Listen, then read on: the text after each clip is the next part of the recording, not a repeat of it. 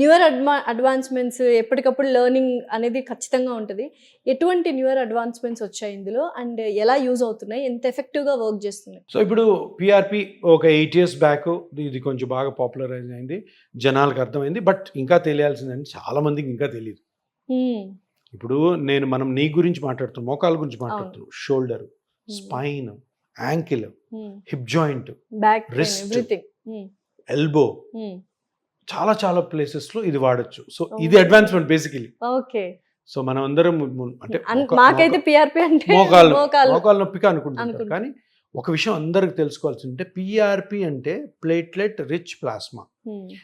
Blood ఉంటుంది, blood లో plasma ఉంటుంది, ప్లాస్మాలో ప్లేట్లెట్స్ ఉంటాయి, ప్లేట్లెట్స్ మీద ఆల్ఫా గ్రాన్యూల్స్ ఉంటాయి, ఆల్ఫా గ్రాన్యూల్స్ లో గ్రోత్ ఫ్యాక్టర్స్ ఉంటాయి. సో ఈ గ్రోత్ ఫ్యాక్టర్స్ తీసి నువ్వు ఎక్కడ డ్యామేజ్ అయిన సాఫ్ట్ టిష్యూలో మెత్తటి పదార్థాలు ఎక్కడ వేసినా కూడా అవి రీగ్రో అవుతాయి.